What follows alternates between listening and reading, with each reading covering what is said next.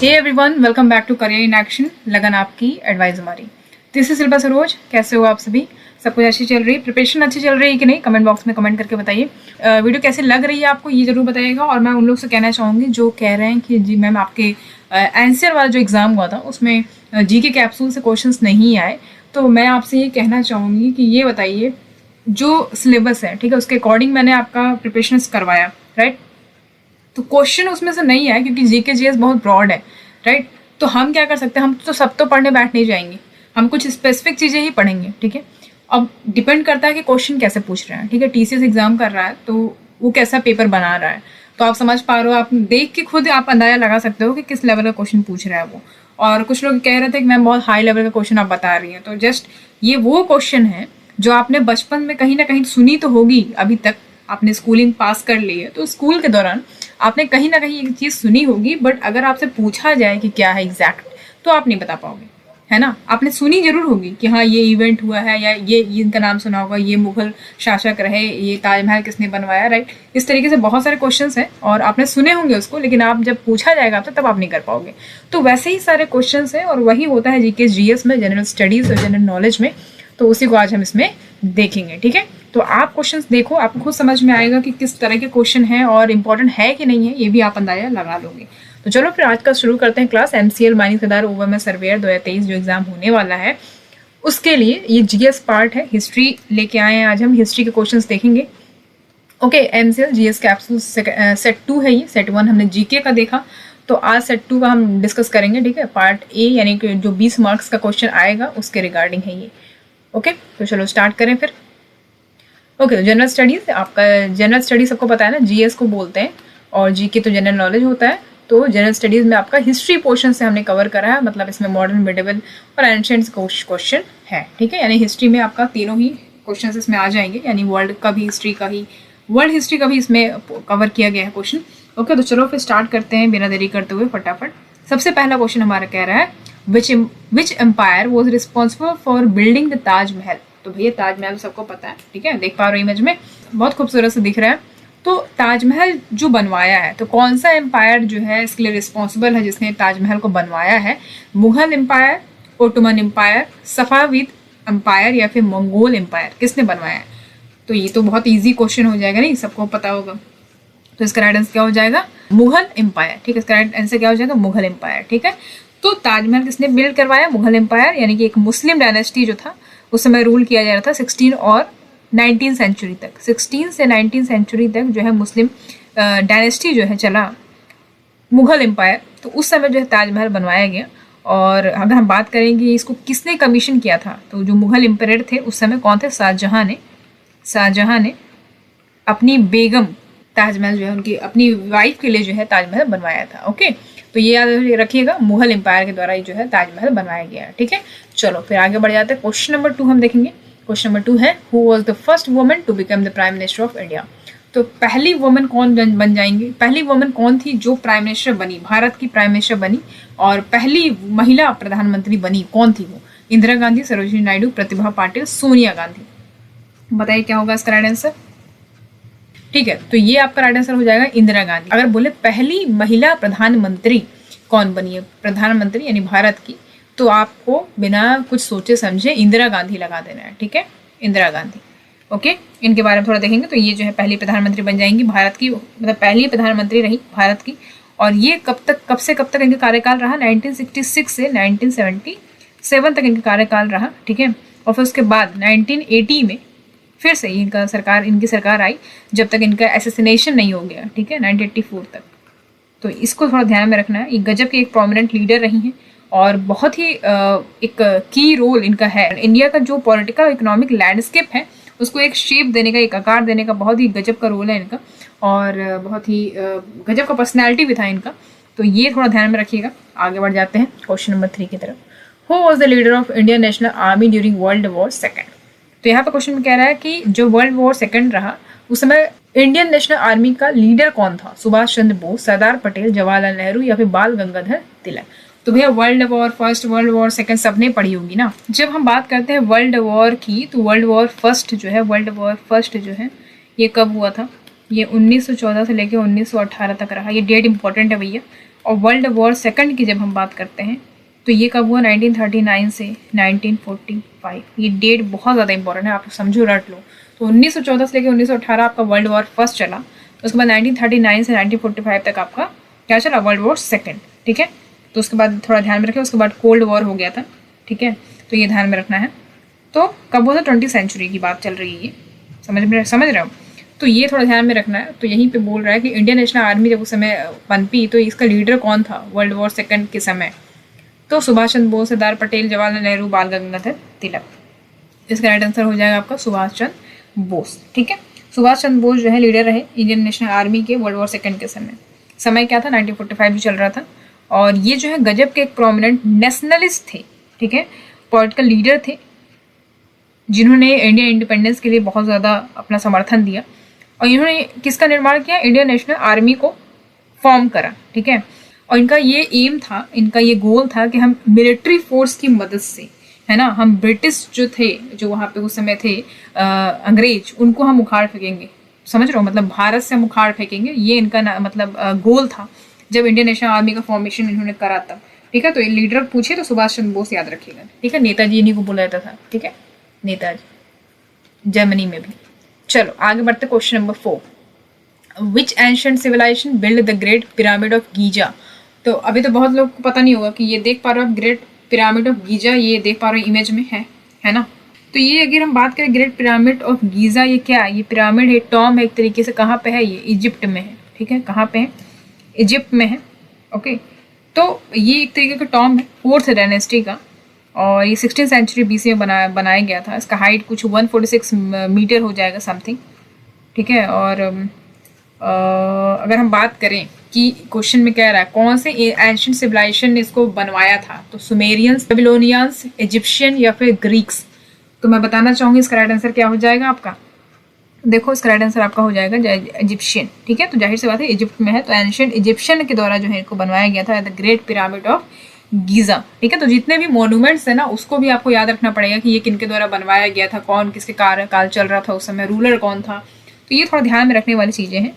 और अगर हम बात करें कि ये गजब का एक आइकॉनिक स्ट्रक्चर है पूरे वर्ल्ड में, ठीक है, मोस्ट आइकॉनिक रिकॉग्नाइजेबल स्ट्रक्चर है पूरे वर्ल्ड में, और अभी तक जो है ये मधुमुक्त कर रहा है मतलब टूरिस्ट को। ये जो बेसिकली जो पिरामिड है इसको टॉम तरीके से बनाया गया था, ठीक है, एज ए टॉम, ठीक है। फरोज जो रहते थे वहाँ पे, फरोज और उनके कंसर्ट्स के लिए इसको बनाया जाता था, ठीक है। तो ये थोड़ा ध्यान में रखिएगा, इसके लिए बनाया गया था इसको। आगे बढ़ जाते हैं, क्वेश्चन नंबर 5 देखेंगे, who was the first president of United state. तो यूनाइटेड स्टेट ऑफ अमेरिका सबको पता है, तो उसके पहले प्रेसिडेंट कौन रहे, George Washington, Thomas Jefferson, Benjamin Franklin या फिर जॉन एडम्स। आई थिंक ये सबको पता होगा, नहीं पता तब भी जान लो भैया कि फर्स्ट प्रेसिडेंट जो यूएस के रहे वो जॉर्ज वॉशिंगटन रहे हैं, ठीक है, याद रखिएगा, इसको इंपॉर्टेंट है। ये प्रेसिडेंट रहे हैं कब से, 1789 से लेके 1797 तक, ठीक है।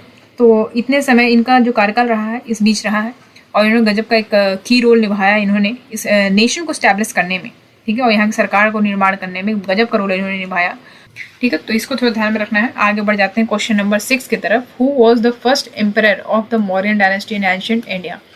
तो मौर्य डायनेस्टी का, एंशिएंट इंडिया में मौर्य डायनेस्टी का पहला शासक कौन रहा है, फर्स्ट एम्परर की बात हो रही है, अशोक, चंद्रगुप्त मौर्य, अकबर, हर्षवर्धन।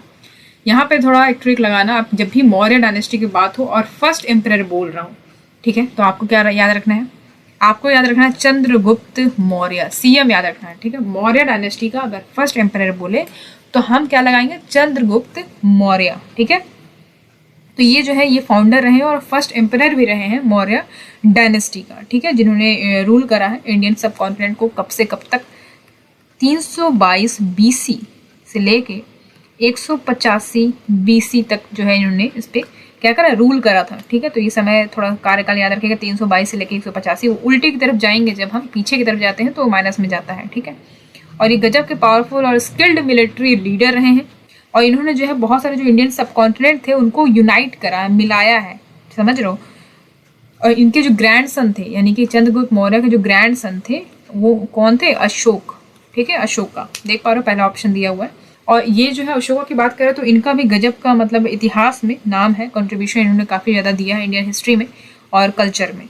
तो पर्टिकुलरली जो है इन्होंने बुद्धिज्म को काफ़ी ज़्यादा स्प्रेड करा है, तो ये हम थोड़ा देखेंगे एशिया में। तो ये इसके लिए थोड़ा जाने जाते हैं बहुत ज़्यादा, तो इतना थोड़ा ध्यान में रखिएगा कॉन्सेप्ट। आगे बढ़ जाते हैं नंबर 7 की तरफ। क्वेश्चन नंबर 7 क्या कहता है, who among the following were prominent leader of the Khilafat movement. ठीक है, तो खिलाफत मूवमेंट के बारे में तो आपने सुना होगा बचपन से ही, मतलब क्लास 7th के बाद, 7th में ही आपने सुना होगा। तो जब आपने हिस्ट्री पढ़ी होगी तब आपने खिलाफत मूवमेंट भी पढ़ी होगी। तो इसमें कह रहा है कि प्रोमिनेंट लीडर कौन थे Khilafat movement. Maulana Mohammad Ali and Shaukat Ali, Mohammad Ali Jinnah and Shaukat Ali, Mohammad Abul Kalam Azad and Rafi Ahmed Kidwai, या फिर रफ़ी अहमद किदवई एंड शौकत अली। तो इसका राइट आंसर क्या हो जाएगा भाई? तो देखो इसका राइट आंसर आपका हो जाएगा मौलाना मोहम्मद अली एंड शौकत अली। ठीक है, तो इनको क्या बोला जाता था? इनको अली ब्रदर्स बोला जाता था। दोनों नाम जो देख पा रहे हो आप, इनको अली ब्रदर्स बोला जाता था। ठीक है, तो याद रखिएगा इसको। खिलाफत मूवमेंट कब स्टार्ट हुआ था? 1919 में। ठीक है, जब जलियांवाला में हत्याकांड हुआ था 13 अप्रैल, तो उस डेट से याद रखिएगा 1919 में ही आपका खिलाफत मूवमेंट भी स्टार्ट हुआ था। ठीक है, किसके लीडरशिप में? तो यही अली ब्रदर्स की लीडरशिप में। कौन कौन थे? मौलाना मोहम्मद अली एंड मौलाना शौकत अली। ठीक है, तो बेसिकली खिलाफत आंदोलन का मुख्य उद्देश्य यही था कि जो टर्की के खलीफा थे ना, जो खलीफा का पद था उसको फिर से स्थापित कराना। ठीक है, तो खिलाफत आंदोलन जो था वो 1919 से कब तक चला था? आपका 19 से 24 तक चला था। ठीक है, तो मतलब हालांकि इस आंदोलन का सीधा संबंध भारत से तो नहीं था, लेकिन इसका प्रारंभ जो है 1919 में अखिल भारतीय कमेटी का गठन करके किया गया था। तो जो ऑल इंडिया खिलाफत कॉन्फ्रेंस के जो लीडर थे वो महात्मा गांधी थे, उसके प्रेसिडेंट महात्मा गांधी थे, इसको याद रखिएगा। ठीक है, इंपॉर्टेंट है ये। देखो यहाँ पे हुआ क्या कि ब्रिटेन की सरकार ने, जो ब्रिटेन उसमें ब्रिटिश सरकार थी, उसने भारतीय मुसलमानों के साथ क्या किया? बहुत बड़ा विश्वासघात किया क्या कि प्रथम युद्ध के बाद टर्की साम्राज्य जो था उसको छिन्न भिन्न कर दिया, और उसके खलीफा के जो पद था उसको टर्की के सुल्तान की जगह किसको दे दिया? शेख हसन को मतलब दे दिया कि हाँ भाई आप स्वीकार करिए। तो समझ रहे हो, टर्की का जो खलीफा था उसको हटा दिया। तो इस तरीके का विश्वासघात किया ब्रिटेन ने भारतीय मुसलमानों के साथ। तो उसके बाद इसी से एकदम आग में जलते हुए जो है खिलाफत आंदोलन का रूप ये ले लेता है, और फिर यहाँ पे प्रोमिनेंट लीडर जो रहते हैं अली ब्रदर्स, ये लोग जो खिलाफत आंदोलन के रूप मतलब एक शक्तिशाली आंदोलन के तौर पे इसको उभरते हैं, और इसको वापस चाहते हैं कि वो जो खलीफा है, वो जो पोस्ट है, उसको वापस पुनः स्थापित किया जाए। ठीक है, तो इसको थोड़ा ध्यान में रखिएगा। आगे बढ़ जाते हैं question number 8। Who was the first Indian woman to receive the Nobel Prize? अब क्वेश्चन में कह रहा है कि पहली भारतीय महिला कौन रही जिनको नोबेल प्राइज मिला? Sarojini Naidu, mother Teresa, Indira Gandhi, Amartya Sen. तो इसको ध्यान में रखिएगा, इंपॉर्टेंट क्वेश्चन है भैया। तो इसका राइट आंसर हो जाएगा मदर टेरेसा। ठीक है, ये तो सबको पता होगा, नहीं पता जान लीजिए। कुछ लोग सरोजिनी नायडू, कुछ लोग लगा देंगे। तो अमर्त्य सेन तो होगा नहीं। ठीक है, वोमेन बोल रहा है, तो 3 ऑप्शन बचा, 3 ऑप्शन में से आपका मदर टेरेसा लगाओगे आप। तो ये पहली वुमेन हो जाएंगे, इंडियन वुमेन, जिन्होंने नोबेल प्राइज़ इनको मिला। और इस नोबेल प्राइज़ को कब मिला? 1979 में। ठीक है, 1979 में मिला इनके वर्क के लिए। तो जो गरीब बच्चे थे, जो बीमार बच्चे थे भारत में, उनके लिए काफ़ी ज़्यादा इन्होंने वर्क करा है ना। पूरे वर्ल्ड में इन्होंने काफ़ी ज़्यादा इनका नाम हुआ जब इन्होंने ये काम करा। बहुत ज़्यादा पुअर और सिक बच्चों की हेल्प करी है ना उनके बिहाफ में, तो बहुत ज़्यादा ये प्रचलित हुई थी। तो इन्हीं को जो है नोबेल प्राइज़ दिया गया इसमें। तो इन्होंने जो है एक मिशनरी फाउंड करा चैरिटी के लिए, और जो कि जो क्या प्रोवाइड करती है, जो गरीब बच्चे होते हैं, जो डिसेबल हैं, जो मर रहे हैं, जो बीमार हैं, उनको जो है केयर प्रोवाइड करती है। ठीक है, तो ये थोड़ा ध्यान में रखने वाली चीज़ है। तो 1979 डेट इंपॉर्टेंट है। ओके, आगे बढ़ते हैं। Question number 9। In what year Jallianwala Bagh massacre take place in Amritsar? अब भैया ये बहुत इंपॉर्टेंट क्वेश्चन, क्योंकि जलियांवाला बाग मैसेकर जब आता है तो मतलब एक रूह कांप जाती है, क्योंकि ये जो इंसिडेंट है वो अपने आप में ही बहुत भयावह था, बहुत दर्दनाक था। तो ये जो इवेंट हुआ, जो इंसिडेंट हुआ, ये भी इंपॉर्टेंट है, क्योंकि क्वेश्चन आपसे इवेंट से भी पूछता है। तो जलियांवाला बाग तो बहुत इंपॉर्टेंट है, इससे मैं बता रही हूँ क्या क्या क्वेश्चन पूछ सकता है। ठीक है, तो हम सब तरीके से देख लेंगे कि अगर तुम इस तरीके से क्वेश्चन पूछ रहे हो तो हम ये भी तरीके से देख लेंगे कि हाँ भैया ये ना रहे कि ये भी छूट जाए।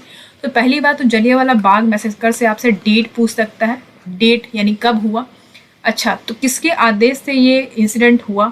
ठीक है, तो पहली बात तो गवर्नर कौन था, और जो जनरल डायर सुना होगा आपने, तो वो कौन था? तो सुपरिटेंडेंट था वो, तो उसका नाम गवर्नर कौन था, किसने आदेश दिया? तो गवर्नर ने आदेश दिया कि भाई तुम जाओ गोली चलवा दो, जो करना करो, अपने तरीके से डील कर लो। तो जो यहाँ पे ये जो सुपरिटेंडेंट था, ये गया, ये डील करा, तो वो इम्पोर्टेंट था। तो ये डेट कहाँ पे हुआ? तो सबको पता अमृतसर में हुआ, और डेट क्या था वो इंपॉर्टेंट है, क्यों गए थे वहां पे वो इंपॉर्टेंट है। तो वो सब हम इसमें डिस्कस कर लेंगे। ठीक है, क्वेश्चन में बोल रहा है किस ईयर यानी कौन से साल में जलियांवाला बाग मैसेकर जो अमृतसर में हुआ, कब हुआ था? 1917, 1918, 1919, 1920।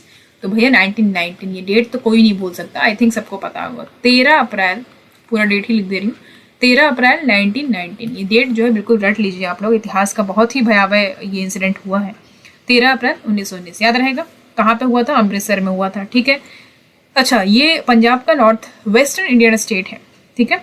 तो ब्रिटिश इंडियन आर्मी ट्रूप्स जो थी किसके कमांड में? जनरल रेजिनाल्ड डायर, ठीक है। तो ब्रिटिश इंडियन आर्मी, यानी इंडियंस भी थे उसमें, ब्रिटिश इंडियन आर्मी ट्रूप्स जो थी, ऑब्वियसली बात है ब्रिटिश का शासन चल रहा है तो इंडियंस को भी आर्मी में इंक्लूड किया गया था। तो दोनों मिलकर जो है किसके कमांड को अपनाए? General Reginald Dyer. और किसके कहने पे? तो जो गवर्नर थे माइकल ओ डायर, बता दूं आपको, माइकल ओ डायर। तो ये गवर्नर था पंजाब का। तो इनके आदेश पे जाके ये जो जनरल रेजिनाल्ड डायर था, बैसाखी वाले दिन जो है वहाँ पे पूरे जो एरिया था वो है ना, तो वहाँ पे जो है ओपन फायर अनाउंस कर दिया। पीसफुल गैदरिंग वहाँ पे चल रही थी, तो उसमें मतलब किसी के पास, सिविलियंस के पास आर्म नहीं थे, एमुनाइजेशन नहीं थे, मतलब खाली हाथ थे, उन पे जो है इन्होंने गोली चलवा दी। और वो गोली तब तक चलते रही जब तक गोलियां खत्म नहीं होगी, समझ रहे हो। तो इस तरीके से जो है तब पूरा इन्होंने एक जबरदस्ती का एक ऐसा रास्ता अपनाया जिससे हर तरफ खून ही खून हो गया।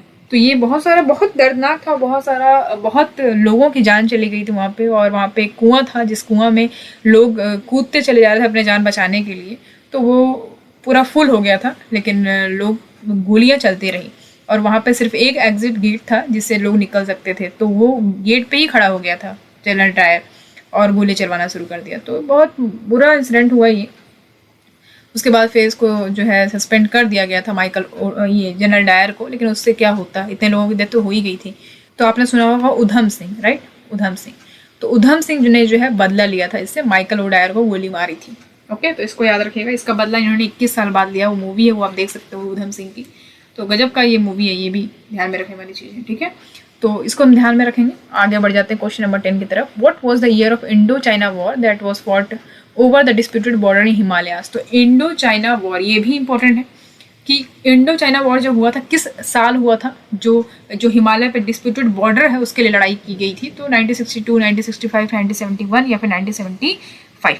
तो ये डेट इंपॉर्टेंट है भैया, 1962 में हुआ था, ठीक है। तो 1962 इंपॉर्टेंट है। 1962 में इंडो चाइना वॉर हुआ था, इंपॉर्टेंट है ये, over the disputed border in the Himalayas, ठीक है। तो कॉन्फ्लिक्ट जो है ये स्टार्ट हुआ था, डिस्प्यूटेड स्टेटस जो अक्साई चीन है, अक्साई चिन एक रीजन है हिमालय में जिसको क्लेम किया जाता है बोथ, मतलब इंडिया और चाइना के द्वारा कि भैया हमारा है, हमारा है। तो यही करते रह जाएंगे लोग। और ये जो है उस समय ये लड़ाई हो भी गई, वॉर हो भी गया, ठीक है। तो ये जो वॉर है ये खत्म हुआ चाइनीज विक्ट्री के द्वारा, कि चाइना की जीत हुई। और रिजल्ट ये हुआ कि इंडिया इसको हार गया, इस टेरिटरी को, अक्साई चीन, ठीक है। तो ये किसके पास चला गया? ये चाइना के पास चला गया। ओके, 1962 याद रखिएगा। आगे बढ़ेंगे question number 11। In which year did the Kakori conspiracy case take place. अब भैया काकोरी कॉन्स्पिरेसी भी आपने सुनी होगी, काकोरी कांड सुना है ना। कहाँ पे ये? जब हम शाहजहांपुर जाते हैं लखनऊ से तो रास्ते में पड़ता है काकोरी, ठीक है। तो ये थोड़ा ध्यान में रखना। तो वहीं पे ये एक केस हुआ था, इसको हम थोड़ा समझेंगे। कब हुआ था, ये डेट इंपॉर्टेंट है, और किसने किया था ये इंपॉर्टेंट है, क्या हुआ था इसमें ये इंपॉर्टेंट है, ये क्वेश्चन पूछ सकता है। तो आपको याद रखना है, जब भी काकोरी कांड की बात हो तो आपको डेट याद रखना है, 9 अगस्त 1925। 1925 में ये हुआ था, ठीक है। क्या हुआ था इसमें? काकोरी कॉन्स्पिरेसी केस बेसिकली एक ट्रेन रॉबरी था, लूट हुई थी ट्रेन की। तो बेसिकली वो जो पूरी ट्रेन थी वो गवर्नमेंट के फंड से पूरी भरी हुई थी, ब्रिटिश गवर्नमेंट की, और जो फंड था वो पूरा भरा हुआ था उसमें, उस ट्रेन में। तो उसको लूट लिया गया था, किसके द्वारा लूट लिया गया था? इनके द्वारा। ये जो इंडियन रिवोल्यूशनरीज थे, यानी कि किसके पार्ट थे ये? HRA के पार्ट थे, यानी कि हिंदुस्तान रिपब्लिकन एसोसिएशन के ये पार्ट थे। रिवोल्यूशनरी में कौन कौन थे? राम प्रसाद बिस्मिल, सबको पता होगा, अशफाक उल्ला खान, तो ये लोग इसमें शामिल थे, ठीक है। इन्होंने ट्रेन को स्टॉप किया और पूरा जो इनका लूट लिया, जो पूरा इनका ब्रिटिश गवर्नमेंट का फंड्स था वो पूरा लूट लिया इन्होंने। कहाँ पे हुआ था ये? काकोरी, एक छोटा सा टाउन है, लखनऊ की बात करेंगे उसके पास में, ठीक है, उत्तर प्रदेश में, ठीक है। बेसिकली ये हुआ था। तो ये होना भी चाहिए भैया, इन्हीं का पैसा लेके आप यहीं पे राज कर रहे हो, तो ऑब्वियस सी बात है किसका खून गर्म नहीं होगा, और ये तो होना ही था। तो ये समझिएगा, 2 लोग मेन रोल थे, कौन? आपका राम प्रसाद बिस्मिल, अशफाक उल्ला खान, ठीक है। आगे बढ़ जाते हैं। क्वेश्चन नंबर 12 देखेंगे, what was the year of assassination of Mahatma Gandhi, the leader of Indian independence movement. Question में कह रहा है महात्मा गांधी जो इंडियन इंडिपेंडेंस मूवमेंट के लीडर रहे, तो उनकी हत्या कब की गई थी? 1946, 1947, 1948, 1949। ये डेट बहुत ज़्यादा इंपॉर्टेंट है, मैं बताना चाहूँगी आपको, ये डेट को नहीं भूलना है। 30 जनवरी 1948, ठीक है, 30 जनवरी 1948, यानी कि जनवरी जैसे स्टार्ट होता है तो 30 जनवरी, ठीक है, 1948। तो 1948 डेट याद रखना है। यहीं पर हत्या की गई थी महात्मा गांधी की। अब थोड़ा इसके बारे में देखेंगे, तो किसके द्वारा की गई? नाथूराम गोडसे, सबको पता होगा, नाथूराम गोडसे के द्वारा जो है इसको, इनकी हत्या कर दी गई थी। ये थे कौन?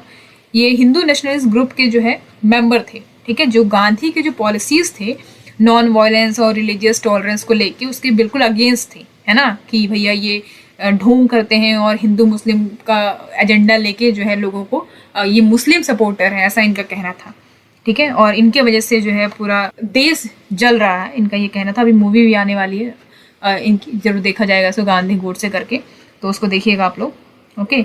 सो तो ये थोड़ा इंपॉर्टेंट है। और गांधी जी की बात करें तो ये पॉलिटिकल स्पिरिचुअल लीडर रहे हैं जो इंडियन इंडिपेंडेंस मूवमेंट के लिए बहुत ज़्यादा रोल निभाया है, और ये लीडर भी रहे हैं इसके। और इनका जो एसोसिनेशन जब हो जाता है, इनकी जब हत्या कर दी जाती है, तो ये बहुत ही एक दुखद न्यूली इंडिपेंडेंट इंडिया के लिए एक न्यूज़ हो जाता है। अगर गांधी आगे होते तो बहुत कुछ डिफरेंट होता आगे का फ्यूचर, ऐसा कह सकते हैं, ठीक है। तो ये चीज़ें हैं, और किन के द्वारा की गई ये याद रखिएगा, डेट क्या था ये याद रखना है, ठीक है। आगे बढ़ जाते हैं question number 13, what was the year of emergency, a period of authoritarian rule in India under prime minister Indira Gandhi. Question में कह रहा है कि प्राइम मिनिस्टर इंदिरा गांधी के समय कौन सा ईयर था जब इमरजेंसी लगा, ठीक है, 1969, 1971, 1975 या फिर 1977। इंपॉर्टेंट है भैया, क्योंकि ये डेट इंपॉर्टेंट है, क्योंकि इमरजेंसी लगा, ठीक है, इंदिरा गांधी के समय जो प्राइम मिनिस्टर थी हमारी, तो 1975 ये डेट इंपॉर्टेंट है, ठीक है। तो इमरजेंसी डिक्लेयर किया गया इंदिरा गांधी के द्वारा 1975 में, और कब तक चला ये? 1977 तक चला, ठीक है, 1975 से 1977 तक चला। और इस पीरियड के दौरान जो गवर्नमेंट थी उसने बहुत सारी चीज़ें सस्पेंड कर दी, जैसे कि आपका सिविल लिबर्टी हो गया, है ना, सिविल लिबर्टीज़, आपके पॉलिटिकल अपोनेंट्स जो थे, जो एक्टिविस्ट थे, उनको अरेस्ट कर लिया गया, मतलब बिना दलील बिना वकील वाला सीन था वहाँ पे, मतलब बिना ट्रायल के लिए ही उठा के जेल में डाल दो, ऐसा ज़्यादा कुछ इधर उधर ज़्यादा नाटक किया, आपने उठा के जेल में डाल दो, ये चल रहा था उस समय। तो जब ये इमरजेंसी लगा तो इसमें ये समझा कि हमारा जो लोकतंत्र है वो एक खतरे में है। ये लोगों का यहाँ पे लोगों को ये समझ में आया कि ये जो इमरजेंसी लगी है ये बहुत ही थ्रेट है लोकतंत्र के लिए, है ना। तो उसके लिए बहुत सारे पॉलिटिकल इंस्टेबिलिटी हुई और पब्लिक प्रोटेस्ट भी हुए। तो फिर उसी समय जो है सिखों पर बहुत ज़्यादा अत्याचार किया गया, है ना। तो उसी में फिर उनकी जब असैसिनेशन हो जाती है इंदिरा गांधी की, उनके जो पर्सनल सेक्रेटरी थे उन्हीं के द्वारा, तो ये एक इम्पॉर्टेंट है। बहुत ज़्यादा अत्याचार होने पे ऐसा तो होना ही था। खैर उस पर नहीं जाते हैं, इतना समझो कि कब इमरजेंसी लगी थी, कब तक चली थी, ठीक है। क्वेश्चन नंबर 14 देखेंगे, in which year did the Bhopal gas tragedy one of the world's worst industrial disaster occur. Question में कह रहा है कौन से ईयर में भोपाल गैस ट्रेजेडी हुई, जो कि अभी तक का बहुत वर्ल्ड का मतलब वर्स्ट इंडस्ट्रियल डिजास्टर है, जो कि अकर हुआ था। 1984, 1986, 1988, 1990। डेट बहुत ज़्यादा इंपॉर्टेंट है। भोपाल गैस ट्रेजेडी बिल्कुल रट लेना है। 2-3 दिसंबर 1984। 1984 भी याद रखोगे तब भी काम चल जाएगा, क्योंकि 2-3 दिसंबर तो बिल्कुल याद कर ही लोगे।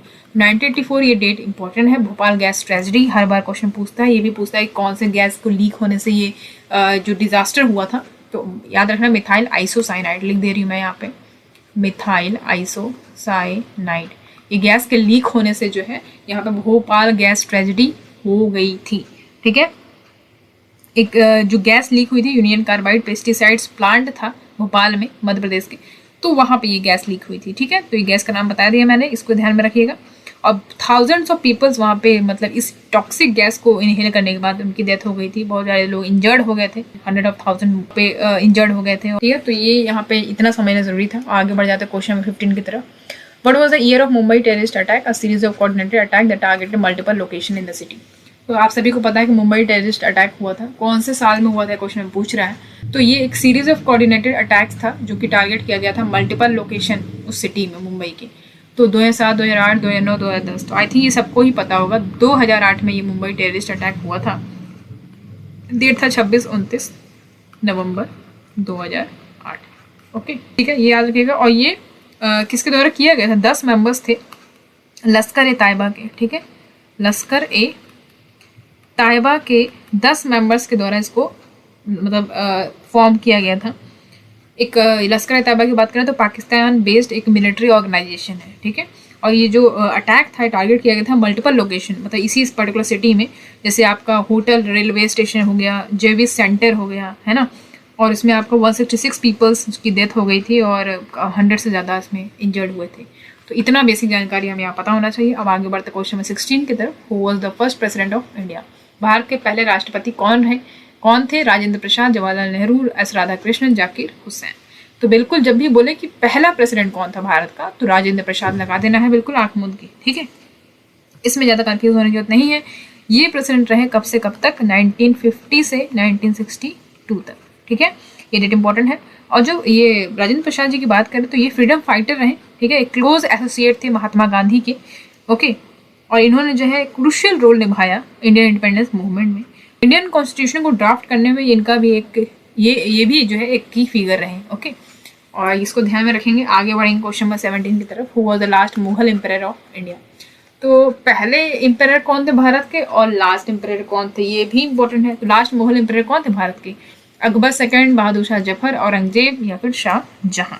तो हमें ये नहीं भूलना, बहादुर शाह जफर याद रखना है, लास्ट मुगल एम्पायर रहे ये, ओके। लास्ट मुगल एम्पायर थे भारत के। ये 1837 से लेके 1857 तक चले। 1857 तक आपको पता होगा, 1857 तक रहे। और तो ये वही दौरान है जहाँ पे ब्रिटिश का जो कॉलोनियल एम्पायर था वो एक्सपेंड हो रहा था, जो शासन चल रहा था वो गिरते जा रहा था, और जो ब्रिटिश का कॉलोनिज्म था वो बढ़ रहा था। और हम इनकी बात करें अगर बहादुर शाह जफर की, तो ये आर्ट और लिटरेचर में बहुत महारत हासिल करे थे, ठीक है। इनका जो कोड था, इनके कल्चर रिचनेस से पूरा भरा हुआ था। तो इतना था ध्यान में रखने वाली चीज़ें। आगे बढ़ेंगे 18 की तरफ। क्वेश्चन नंबर 18 है, who was the founder of Delhi सल्तनत? तो दिल्ली सल्तनत के फाउंडर कौन थे? कुतुबुद्दीन ऐबक, इल्तुतमिश, मोहम्मद बिन तुगलक या फिर अलाउद्दीन खिलजी। तो अलाउद्दीन खिलजी को सबको ही जानते होंगे, भले इन तीनों को ना जाने, लेकिन अलाउद्दीन खिलजी को तो आप लोग जानोगे ही, क्योंकि पद्मावत मूवी आई ही थी, है ना। तो सबने देखी ही होगी क्या रोल रहा उनका। तो दिल्ली सल्तनत के फाउंडर कौन रहे हैं? तो भैया कुतुबुद्दीन ऐबक रहे हैं। बहुत इंपॉर्टेंट क्वेश्चन है, बहुत ही अच्छा शासक था ये, इंपॉर्टेंट है कुतुबुद्दीन ऐबक। तो बेसिकली ये स्लेव था किसका? मोहम्मद घोरी का, ठीक है। मोहम्मद घोरी का जो है ये स्लेव था कुतुबुद्दीन ऐबक। बहुत ही अच्छा इंसान था, तो ये तो बिल्कुल नो डाउट कह सकते हैं। तो ये दिल्ली सल्तनत का क्या बना? फाउंडर बना, ठीक है। दिल्ली सल्तनत का स्थापना किसने की? कुतुबुद्दीन ऐबक ने। बेसिकली एक स्लेव था मोहम्मद घोरी का, ओके। जब इनको मैनुमिशन मिला उसके बाद फिर जो है ये गद्दी पे बैठे कुतुबुद्दीन ऐबक, ठीक है, ये याद रखिएगा। और इन्होंने जो है इसकी स्थापना कब की? 1206 में, ठीक है। 1206 में इसने स्थापना करी, जब हिंदू जो रूलर थे दिल्ली की उनकी डेथ हो गई उसके बाद। इनकी बात करें कुतुबुद्दीन ऐबक की, तो ये जो है फॉर्मर स्लेव रहे हैं मोहम्मद घोरी की, और ये जो पावर में आए हैं as a commander of Ghorid forces in India, okay. इतना ध्यान में रखने वाली चीज़ें। आगे बढ़ेंगे। अच्छा, इनके द्वारा बनवाई गई है कुतुबुद्दीन ऐबक के द्वारा क्या क्या? 2.5 दिन का झोपड़ा, ठीक है, 2.5 दिन का झोपड़ा बनाया गया कुतुबुद्दीन ऐबक के द्वारा। और अगर हम बात करें कि कुतुब मीनार की बात करें, कुतुब मीनार, तो कुतुब मीनार जो है स्टार्ट करवाया कंस्ट्रक्शन कुतुबुद्दीन ऐबक ने। इस कंस्ट्रक्शन जो इसका स्टार्ट करवाया कुतुबुद्दीन ऐबक ने, उसके बाद फिर जो लास्ट में इसको कंप्लीट करवाया इल्तुतमिश ने, ठीक है।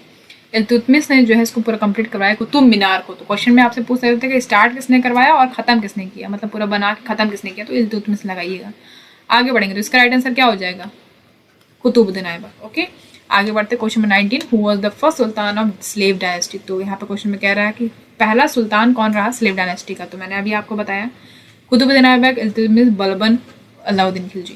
इसका राइट आंसर क्या हो जाएगा? स्लेव डायनेस्टी का बोल रहा है, तो पहला सुल्तान कौन होगा? कुतुबुद्दीन ऐबक, ठीक है। याद रखिएगा ये पहला सुल्तान रहेंगे स्लेव डायनेस्टी के, जिन्होंने कब से कब तक रूल किया? 1206 से 1290। डेट इंपॉर्टेंट है, 1206 से 1290 बिल्कुल याद रखते हो। बाकी इसके बारे में तो मैंने ऊपर बता ही दिया। आगे बढ़ जाते हैं। Question number 20, who was the founder of Vijayanagar empire? अब विजयनगर एम्पायर का फाउंडर कौन रहे हैं? बुक्का राया 1, हरिहर 1, कृष्णदेवराया, रामाराया। तो भैया इंपॉर्टेंट क्वेश्चन है, ठीक है। तो इसका राइट आंसर क्या हो जाएगा? हरिहर 1, ठीक है। अगर ऑप्शन में आपको हरिहर और बुक्का साथ में देता है तो आप दोनों लगा सकते हो, ठीक है। तो हरिहर फर्स्ट के द्वारा जो है ये विजयनगर एम्पायर का फाउंडेशन किया गया था, फाउंड किया गया था, और इनका जो ब्रदर है बुक्का राया 1 उनके द्वारा, दोनों मिला के, ओके। कब किया गया था? 1336 में, ठीक है, 1336 में किया गया था। और जो एम्पायर है ये बेसिकली कहाँ पे लोकेटेड है, साउथ पार्ट में, भारत के साउथ पार्ट में लोकेटेड है। ओके, और विजयनगर एम्पायर की बात करें तो इसको बहुत मतलब इसका मतलब कल्चर से पूरा भरा हुआ है, जो आर्किटेक्चर से पूरा भरा हुआ है, इस तरीके से बनाया गया है, तो इसके लिए जाना जाता है ये। ओके, और ये ग्रेटेस्ट एम्पायर पूरे इंडियन हिस्ट्री में कहा जाता है, इनको कंसिडर किया जाता है, ठीक है, विजयनगर एम्पायर को। आगे बढ़ेंगे क्वेश्चन नंबर 21 की तरफ। Which Mughal empire was known for his religious tolerance and his policy of sulh-e-kul। तो यहाँ क्वेश्चन में कह रहे हैं कौन सा मुगल एम्पायर, कौन सा मुगल शासक जाना जाता है अपने रिलीजियस टॉलरेंस के लिए। उनका एक पॉलिसी था सुल-ए-कुल। किन की पॉलिसी है ये, अकबर, जहांगीर, शाहजहां या फिर औरंगजेब। तो भैया मैं बताना चाहूँगी वो अकबर है, ठीक है। अकबर जो है मुगल एम्पायर रहे और उनका जो रिलीजियस टॉलरेंस था उसके लिए वो जाने जाते हैं, उनकी पॉलिसी थी सुल-ए-कुल, ठीक है। इसका एम क्या था कि भैया पीस और हारमनी लेके आना अमंग डिफरेंट रिलीजन्स, मतलब जितने भी धर्म हैं सबके बीच में जो है एक शांति और हारमनी लेके आना, है ना, ये इनका मेन मकसद था इस जो आप देख पा रहे हो इस पॉलिसी का, ठीक है। इन्होंने क्या क्या, इनके बारे में थोड़ा देखेंगे, इन्होंने क्या क्या काम किया। जजिया टैक्स जो था, जजिया टैक्स, जजिया कर, इसको हटाया इन्होंने। किन के ऊपर लगा था ये, नॉन मुस्लिम्स जो थे, है ना, नॉन मुस्लिम जो थे उनके ऊपर से जजिया टैक्स हटा दिया गया था। और इन्होंने काफ़ी सारे इंटर रिलीजियस मैरिज करवाए, इनकरेज करा इसको कि हाँ भाई कर सकते हैं इंटर रिलीजियस मैरिज। और इन्होंने काफ़ी ज़्यादा पर्शियन लैंग्वेज को प्रमोट किया कि आप पर्शियन लैंग्वेज को यूज़ कर सकते हो as a means of communication. Okay, आगे बढ़ जाते हैं question number 22। Who was the Sikh guru who compiled the आदि ग्रंथ। इंपॉर्टेंट क्वेश्चन है भैया। अगर हम सिख धर्म की बात करें, ठीक है, तो यहाँ पे आपको याद रखना है कि कितने गुरु थे, 10 गुरु थे, ठीक है, 10 गुरु थे, ठीक है, 10 गुरु थे, 10 गुरु का नाम पता होना चाहिए आपको। तो यहाँ पर क्वेश्चन में कह रहा है किसने आदि ग्रंथ को कंपाइल करा, कौन से सिख थे, गुरु नानक, गुरु अंगद, गुरु अर्जन देव, गुरु गोविंद सिंह। तो सिखिज्म के फाउंडर कौन है, गुरु नानक देव, ठीक है, तो ये याद रखना है। बाकी यहाँ पे बोल रहा है कंपाइल किसने किया आदि ग्रंथ को, तो इसका राइट आंसर क्या हो जाएगा आपका, गुरु अर्जन देव। गुरु अर्जन देव जो है इन्होंने आदि ग्रंथ को कंपाइल करा, ठीक है, याद रखिएगा इसको। आदि ग्रंथ की बात करें तो ये एक होली स्क्रिप्चर है सिख की, सिख धर्म का जो एक होली स्क्रिप्चर्स है, आदि ग्रंथ उसको बोला जाता है। इसको कंपाइल किया था गुरु अर्जन देव ने। और इन्होंने हरमंदिर साहब, है ना, पंजाब में है ना, इन्होंने हरमिंदर साहब जो गोल्डन टेम्पल जिसको बोला जाता है अमृतसर में, उसको कंस्ट्रक्ट करवाया था। तो क्वेश्चन में आपसे ये भी पूछ सकता है कि भैया जो आपका अमृतसर जो टेम्पल है, गोल्डन टेम्पल, उसको किसने बनवाया है, उसको हरमिंदर साहब भी बोलते हैं, तो इन्होंने कंस्ट्रक्ट करवाया था, ठीक है, गुरु अर्जन देव ने। Alright, come to the next question, question number 23। Who was the ruler of Delhi Sultanate who introduces the policy of blood and iron. भैया जबरदस्त क्वेश्चन है ये।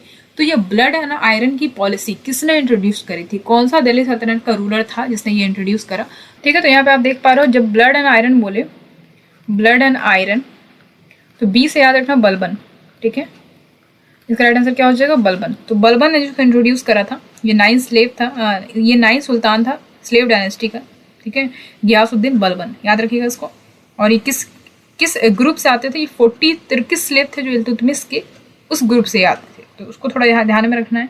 इनकी पॉलिसी थी ब्लड एंड आयरन, ठीक है। तो इनका जो पॉलिसी था ब्लड एंड आयरन, इसका मतलब ये था कि जो हमारे दुश्मन है उनका मतलब जितना उनके साथ कट्टरता कर सकते हो उतना करो, स्वॉर्ड का यूज़ करो यानी कि तलवार का यूज़ करो, और जितना हार्श आप कर सकते हो उतना करो, खून बिछाओ, स्ट्रिक्टनेस करना है, जो करना है करो, लेकिन ये पॉलिसी अपनाना है। बहुत कट्टर टाइप का था बलबन, इसको याद रखेंगे, ठीक है। तो ये चीज़ें थी, याद रखना है इसको। ओके, आगे बढ़ते हैं question 24। Who was the ruler of Delhi Sultanate who introduce the token currency system. तो टोकन करेंसी सिस्टम किसने इंट्रोड्यूस करा, ये क्वेश्चन में बोल रहे हैं। अब बात करेंगे टोकन करेंसी की बात करा, टोकन की करेंसी की बात करा, टोकन, तो टोकन करेंसी को किसने इंट्रोड्यूस करा, बलबन, अलाउद्दीन खिलजी, मोहम्मद बिन तुगलक, फिरोज शाह तुगलक। तो इसका आंसर हो जाएगा मोहम्मद बिन तुगलक, ठीक है। मस्त शासक था ये, और लेकिन इनका ये होता था किस्मतें खराब थी, कुछ भी करने जाते थे सब उल्टा ही हो जाता था। मोहम्मद बिन तुगलक बहुत ही मतलब ये काबिल, बहुत ही ज़्यादा कह लो कि इंटेलिजेंट, बहुत बुद्धिमान शासक था ये। यही था कि इनका किस्मत ही साथ नहीं देती थी। तो ये दिल्ली सल्तनत के रूलर थे, ठीक है, जिन्होंने टोकन करेंसी सिस्टम स्टार्ट करा। ये जो सिस्टम था इसमें मतलब कॉपर होता है ना, उसका हम यूज़ करके कॉइन बनाएंगे और जिसका एक नॉमिनल वैल्यू होगा। और जो शॉर्टेज हुए हैं कि सिल्वर कॉइन्स की कमी हो गई थी उस समय, तो उसको ये पूरा करेगा, ठीक है। तो उसमें क्या होगा, ये सिस्टम भी फेल हो गया बहुत सारे कारण की वजह से। लोग जो है उसको घर में ही अपना मतलब कॉपर कॉइन्स बनाने लगे, तो इस तरीके से ये भी एक तरीके से फेलर हो गया, इनका बिग फेलर हुआ। तो इनके पास जो है पब्लिक कॉन्फिडेंस भी एक तरीके से कम हो गया, और जो एक एक्सचेंज मैकेनिज्म था वो भी ठप हो गया। तो बेसिकली ये भी इनका जो सिस्टम था फेल हो गया। तो इसको ध्यान में रखिएगा, किसने इंट्रोड्यूस करा token currency system? Mohammad bin Tughlaq. Question 25, who founded the Indian National Congress? Important question, INC का फाउंडेशन किसने किया भैया? इंपॉर्टेंट है। महात्मा गांधी, जवाहरलाल नेहरू, दादा भाई नौरोजी, ए.ओ. ह्यूम। अब कुछ लोग यहाँ पे महात्मा गांधी लगा देंगे, कुछ लोग यहाँ पे जवाहरलाल नेहरू लगा देंगे, तो मैं बताना चाहूंगी इसका राइट आंसर क्या हो जाएगा? ए.ओ. ह्यूम। ठीक है, इनका पूरा नाम क्या था मैं लिख रही हूँ यहाँ पे, अलान ओक्टावियन ह्यूम। ओके, ये इसका पूरा नाम है। तो इनके द्वारा इसको फाउंड किया गया था। कब फाउंड किया गया था? डेट भी इंपॉर्टेंट है, 1885, 1885 में किया गया था। और कांग्रेस ने जो है गजब का एक क्रूशियल रोल निभाया है इंडियन इंडिपेंडेंस मूवमेंट में, सबको पता है। एंड वो the dominant political party in India after independence. तो इंडियन इंडिपेंडेंस के बाद, जब मतलब आफ्टर इंडिपेंडेंस के बाद ये कांग्रेस जो है ये डोमिनेंट पॉलिटिकल पार्टी की तरह उभरी। ओके, इसको थोड़ा ध्यान में रखना है। आगे बढ़ेंगे क्वेश्चन नंबर 26 की तरफ। Who was the last viceroy of India? तो लास्ट वाइसराय कौन रहे भारत के, ये क्वेश्चन में बोल रहा था। तो ये तो सबको पता होगा है ना, लास्ट टाइम कौन रहे? मूवी इतनी सारी देखी है आपने। Lord Mountbatten, lord Wavell, lord Irwin, lord Linlithgow. तो भैया इसका राइट आंसर हो जाएगा आपका लॉर्ड माउंटबेटन। ये लास्ट वाइसराय रहे हैं। ठीक है, 1947 से 1948 तक। ठीक है, तो याद रखिएगा। और इन्होंने जो है बहुत क्रूशियल रोल निभाया है, मतलब पावर को ट्रांसफर करने में, मतलब ब्रिटिश रूल से लेके इंडिपेंडेंट इंडिया और पाकिस्तान को दे दिया है। ठीक है, तो इसको थोड़ा ध्यान में रखना है। आगे बढ़ेंगे question 27, who was the first Indian woman to become the president of Indian National Congress? तो इंडियन नेशनल कांग्रेस की पहली भारतीय महिला प्रेसिडेंट कौन बनी? सरोजिनी नायडू, एनी बेसेंट, इंदिरा गांधी, विजय लक्ष्मी पंडित। आईएनसी की बात हो रही है यहाँ पे, तो ये इंपॉर्टेंट है भैया। आईएनसी की जब भी बात हो, आईएनसी इंडियन नेशनल कांग्रेस, इसकी पहली वुमेन प्रेसिडेंट कौन बनी? तो याद रखिएगा सरोजिनी नायडू। ठीक है, सरोजिनी नायडू जो है पहली वुमेन प्रेसिडेंट बनी है इंडियन नेशनल कांग्रेस की। कब इन्होंने कार्यकाल था इनका? 1925 में। ये प्रोमिनेंट फिगर थी इंडियन इंडिपेंडेंस मूवमेंट में, और गजब की ये पॉइंट और राइटर भी है, इन सबको पता है। इनको नाइटिंगेल ऑफ इंडिया भी कहा जाता है, ध्यान में रखिएगा इस बात को। आगे बढ़ेंगे क्वेश्चन 28 की तरफ। What was the date of Bhagat Singh execution? तो भगत सिंह को फांसी हुई, ये डेट इंपॉर्टेंट है, कब हुई? तो इसको याद रखना है 23 मार्च 1931, 15 अगस्त 1947, 26 जनवरी 1950, अप्रैल 13 1919। तो ये डेट तो जलियांवाला बाग हुआ। 26 जनवरी 1950 को क्या हुआ? 26 जनवरी 1950 को हम रिपब्लिक डे सेलिब्रेट करते हैं। ठीक है, 15 अगस्त 1947 को हमारा देश आज़ाद हुआ, तो हम इंडिपेंडेंस डे सेलिब्रेट करते हैं। 23 मार्च 1931, ये बहुत दुखद की बात है। दुखद के साथ कहना पड़ा कि भगत सिंह की फांसी कब हुई? 23 मार्च 1931। ठीक है, ये डेट इंपॉर्टेंट है, 23 मार्च 1931। इसमें इस दिन जो है भगत सिंह को फांसी हुई थी लाहौर जेल, सेंट्रल जेल में। ठीक है, भगत सिंह के साथ और कौन थे? राजगुरु सुखदेव। ओके, याद रखिएगा, तीनों को फांसी हो गई थी 23 मार्च 1931 में। ओके, आगे बढ़ेंगे। अच्छा, इनके बारे में थोड़ा देख ले, भगत सिंह के बारे में। तो ये हिंदुस्तान सोशल रिपब्लिक एसोसिएशन यानी HSRA के मेंबर थे। HSRA के मेंबर थे। ये संगठन जो बनाया गया था इनके इसके मेंबर थे ये। ठीक है, एक रिवोल्यूशनरी ऑर्गेनाइजेशन था जिनका काम ये था कि जो इंडिया इंडिपेंडेंस को हम लेके रहेंगे, है ना। तो हम आज़ादी लेके रहना था इंडिया इंडिपेंडेंस में, मतलब ब्रिटिशर्स को भगा देना भारत से। इनकलाब जिंदाबाद जो भगत सिंह का फेमस स्लोगन था, जिसका मतलब ये होता है long live the revolution. Okay, तो इसको थोड़ा ध्यान में रखेंगे। आगे बढ़ेंगे क्वेश्चन 29 की तरफ। Which Indian state was the first to be form on linguistic basis? तो लिंग्विस्टिक बेसिस यानी लैंग्वेज बेस पे पहला स्टेट कौन सा बना? मतलब भारत के, मतलब लैंग्वेज के बेस पे कि भैया हमारा ये लैंग्वेज है, ये बहुत ज़्यादा लोग बोलते हैं, तो इसके बेस पे जो है एक स्टेट का निर्माण कर दिया जाए। तो सबसे पहला स्टेट कौन है? वो बना महाराष्ट्र, आंध्र प्रदेश, तमिलनाडु, कर्नाटक। राइट आंसर हो जाएगा आंध्र प्रदेश। ठीक है, आंध्र प्रदेश जो है पहला लिंग्विस्टिक बेसिस स्टेट है। ठीक है, याद रखिएगा, पहला इंडियन स्टेट है जो लिंग्विस्टिक बेसिस के तौर पे फॉर्म किया गया। कब? 1953 में। ये डेट इंपॉर्टेंट है, 1953। आगे बढ़ेंगे क्वेश्चन 30 की तरफ। The Indian constitution was adopted in? अब भारतीय संविधान कब जो है अडॉप्ट किया गया? ये बहुत ज़बरदस्त क्वेश्चन है, इसको थोड़ा ध्यान में रखना है, बहुत आराम से देखेंगे इसको। ठीक है, तो देखो जो कॉन्स्टिट्यूशन है हमारा, उसको ड्राफ्ट किया गया कॉन्स्टिट्यूंट असेंबली में। कब? 1946 को। ठीक है, अब भैया 3 साल लगा इसको पूरा फिनलाइज करने में, पूरा डॉक्यूमेंट को। और फिर जो कॉन्स्टिट्यूंट असेंबली है, डॉक्टर BR अम्बेडकर ने इसको चेयर करा, यानी कि उसके चेयरमैन BR अम्बेडकर थे। और फिर इसको जिनको फादर ऑफ इंडियन कॉन्स्टिट्यूशन भी कहा जाता है। तो ये जो कॉन्स्टिट्यूशन है, इसको कॉन्स्टिट्यूंट असेंबली में कब अडॉप्ट किया गया? 26 नवंबर 1949 को। ठीक है, उसके बाद ये कब इफेक्ट में आया? 26 जनवरी 1950। जो कि अभी आपने ऊपर देखा कि उस जिसको हम रिपब्लिक डे के तौर पे सेलिब्रेट करते हैं। तो ये दोनों डेट इंपॉर्टेंट है, क्योंकि इसमें जो है क्वेश्चन यहाँ पे आपसे ये पूछ सकता है कि भैया ये जो आपका कॉन्स्टिट्यूएंट असेंबली में कब अडॉप्ट किया गया संविधान को, तो ये डेट आप लिखोगे कब अडॉप्ट किया गया।